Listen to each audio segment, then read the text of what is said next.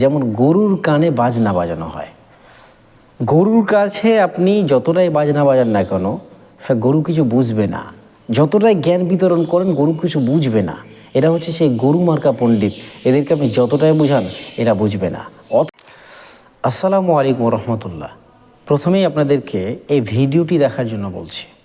Brother Rahul Hossain অনেক জ্ঞানী মানুষ, দেখুন তার জ্ঞানের ঝলক। এই ফতোয়ায়ে আলমগীরের দ্বিতীয় খণ্ড ইসলামিক ফাউন্ডেশন থেকে ছাপা। কোথায় কোথায়? ইসলামিক ফাউন্ডেশন, পৃষ্ঠা নম্বর 39। কত বললাম? ফতোয়ায়ে আলমগীরের দ্বিতীয় খণ্ড, পৃষ্ঠা নম্বর 39, মাসআলা নম্বর 12, শেষ লাইন থেকে পড়ছি। মাসআলা নম্বর 12, শেষ লাইন। কান এবার পুরো আঙুল ঢুকে দেন চাচারা, আর পেছনে কাউকে দেখতে পাচ্ছি না। কি বলছে দেখেন, পুরুষের জননেন্দ্রিয় বোঝাতে হবে, দরকার নাই। পুরুষের জননেন্দ্রিয় সোজা ও শক্ত হয়ে যাওয়ার পরে সে যদি তার স্ত্রীকে তলব করে, স্ত্রীকে ডাকে,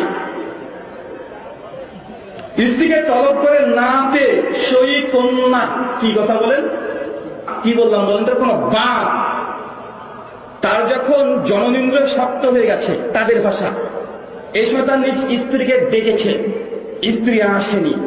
এরপর কি বলছে দেখেন, স্ত্রীকে তলব করে না পেয়ে সই কন্যা, কন্যা মানে বোঝাতে হবে, সই কন্যার উরুদয়ের মধ্যবর্তী স্থানে তা প্রবেশ করায়, তবে এতে এই কন্যার মা তার পিতার জন্য হারাম হবে না।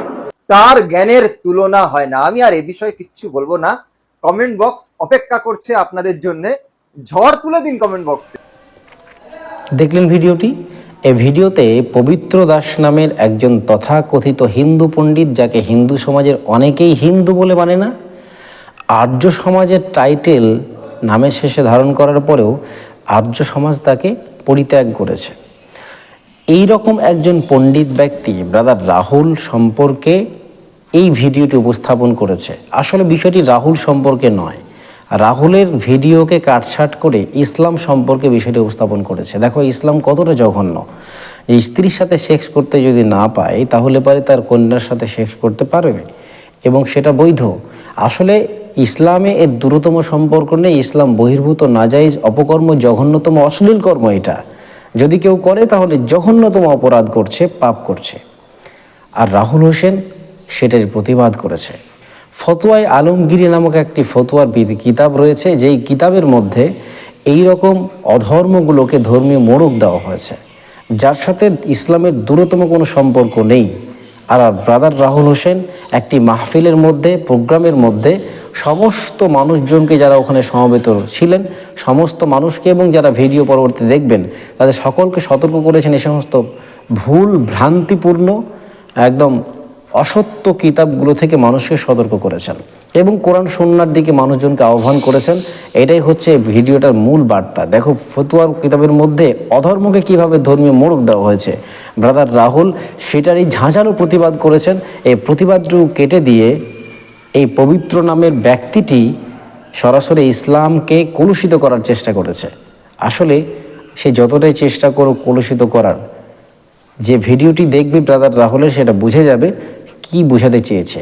তিনি বোঝাতে চেয়েছেন ইসলামের সাথে দূরতম কোনো সম্পর্ক নেই, এটা ইসলামের ব্যাপারে ভুল ছড়ানো হয়েছে।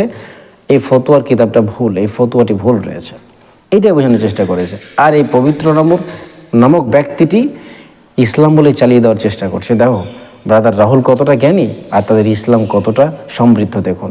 নাউজুবিল্লাহ। অবশ্যই ব্রাদার রাহুল জ্ঞানী আর ইসলাম স্বচ্ছ।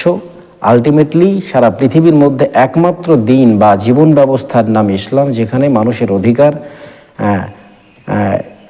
সাদা কালো, নীল বেগুনি, উঁচু নিচু, ছাতা ছুতার কোমর ডোম, সমস্ত মানুষকে সমান অধিকার দিয়েছে, নারী পুরুষ নির্বিশেষে। সেটার নাম ইসলাম। যাই হোক, এই পবিত্র নামের ব্যক্তিটির কাছে যে ভিডিওটি গিয়েছিল, তিনিও দেখেছেন, কিন্তু ভিডিওটি সেটা না করে কাটছাট করে ভুলভাবে উপস্থাপন করেছে মানুষের সামনে। আসলে পবিত্র দাস নামের ব্যক্তিটির কাছে বিষয়টি ঠিক তেমন হয়েছে যেমন গরুর কানে বাজনা বাজানো হয়। গরুর কাছে আপনি যতটাই বাজনা বাজান না কেন, হ্যাঁ, গরু কিছু বুঝবে না। যতটাই জ্ঞান বিতরণ করেন, গরু কিছু বুঝবে না। এরা হচ্ছে সেই গরু মার্কা পণ্ডিত। এদেরকে আপনি যতটাই বোঝান এরা বুঝবে না। অথবা অন্ধের সামনে আয়না ধরার মতো। অন্ধ ব্যক্তি যে চোখে দেখতে পায় না, তার সামনে যতটা আপনি স্বচ্ছ, যতটা ভালো উন্নত উত্তম আয়না ধরুন না কেন, পৃথিবীর সর্বশ্রেষ্ঠ আয়নাটা ধরুন না কেন, তার কাছে কিছুই যায় আসে না, কারণ সে দেখতে পায় না। এই ব্যক্তির কাছে ঠিক, এই ব্যক্তির হচ্ছে ঠিক তেমন অন্ধ। এদের কাছে যতটা আপনি স্বচ্ছ আয়না ধরুন না কেন, এরা কিছুই দেখবে না। তো যাই হোক, কমেন্ট বক্সটি উন্মুক্ত রয়েছে। আপনি তাকে কি বলবেন? সত্যবাদী বলবেন নাকি মিথ্যুক বলবেন? প্রতারক বলবেন নাকি সত্য প্রচারকারী বলবেন? হ্যাঁ, ভদ্র নাকি অভদ্র বলবেন? সভ্য নাকি অসভ্য বলবেন? অবশ্যই কমেন্ট বক্সে জানিয়ে যাবেন।